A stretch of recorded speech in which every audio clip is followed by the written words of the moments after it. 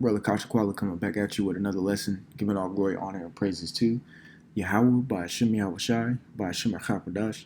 Double honors to the apostles and elders, great millstone, to rule and teach well. Peace of salutation to the elect, 144 first fruit. All right, so pretty much what I wanted to get into is there is no and ifs and buts in the truth. It's either it is what it is or it is what it ain't. Okay, and especially in the time that we're coming into now, or the time that we're in right now, heavy decisions are going to have to be made. Simple. You're going to have to make heavy, weighty decisions that are going to potentially be a life changer. All right, and these people got to be the same way. But really, I want to gear this towards the circumcision. All right, because you got individuals out there who are starting to see the true colors of certain sides of certain, Israelites. Okay, and in turn, their decision making isn't, the decisions they're made or they're making are not putting them in good situations. Well, it's all deemed, to the Lord, but the reason why is because they have a gray area or schisms within the body or within their own minds. All right, so this is James chapter 5 and 12. It says, "But above all things, my brethren, swear not, neither by heaven, neither by the earth, neither by any other oath, but let your yea be yea, and your nay, nay, lest ye fall into condemnation." Right. So let it be yes or let it be no. Simple and plain as that. It's as simple as a script can get. Okay. With having gray area and being hesitant, all right, that puts you in positions of, negativity, you could say, just put you in bad spots where you would what you could have prevented if you were just what you can say straight up. That's why we always talk, well, I know me personally, I always mention, that there may be some sincere individuals in these other camps. And I'm speaking of like, the other alphabet, Israelite camps. There may be some people in those camps that are on the, on the brink or at the cliff, or can't really weigh out. Well, now's the time to make a decision, and you make that based off of. You make that based off of what? You make that based off the scripts. So if you read the scripts, study them, and learn, all right, and understand the base knowledge of what you need to understand, you can make a clear decision on what's off and what's not. Simple. Matter of fact, because if you have a decent spirit on you, the Lord will lead you to the right direction, and then from there make a decision. I think it's Ezekiel 44. Ezekiel 44. Yeah, Ezekiel 44 and 23. It says, "And they shall teach my people the difference between the holy and the profane, and cause them to discern between the unclean and the clean." Right. So with that being said, guess what? If you have a decent spirit on you, but you're in one of these camps, and you understand what they're doing is just completely contrary, it's off, you need to make that decision.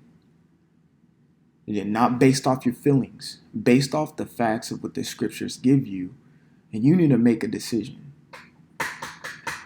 All right? Well, I'm not here to make that decision for you. I personally can't do that. It's you. It's your life. It's your tightrope. It's your walk. But you need to make a decision, and you need to discern from what's holy and profane. Profane meaning outside of the temple. Okay? This is James 1 and 8. It says, "A double-minded man is unstable in all his ways."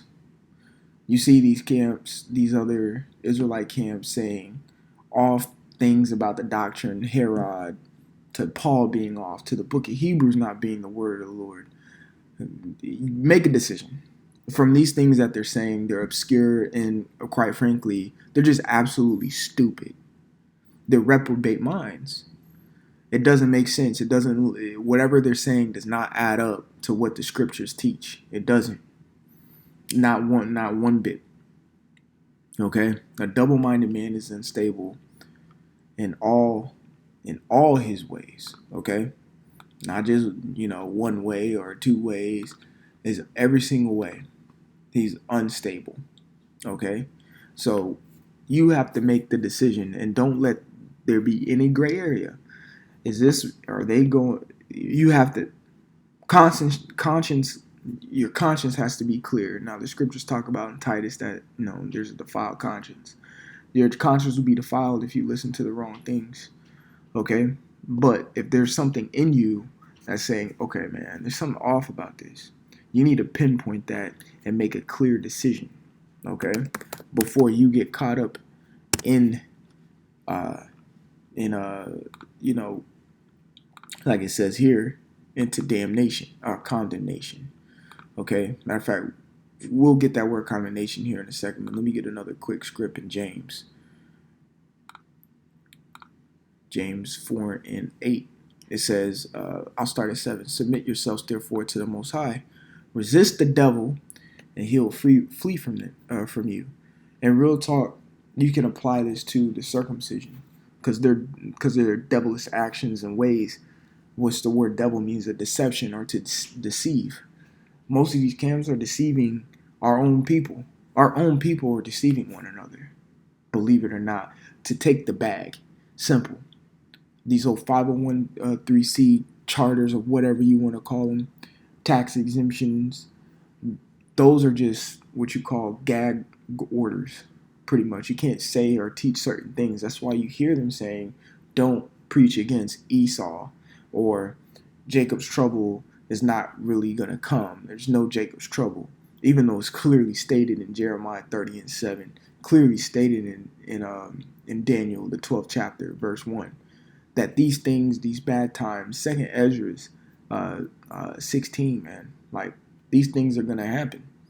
All right, but a double-minded individual who's unstable in all his ways, who always has some type of gray area, can't pinpoint and can't teach the people what they need to hear. The word teach means to warn.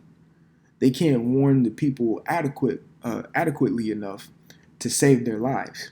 Therefore, whoever sincere individuals in those specific, following those specific doctrines, and they have the thoughts of, man, what's going on here? You need to make a decision today. You got to make a decision. I'm not telling you to come join a GMS. I'm not recruiting to be in a GMS. I always say we are in the business of saving of the souls. That's my occupation. That is my occupation.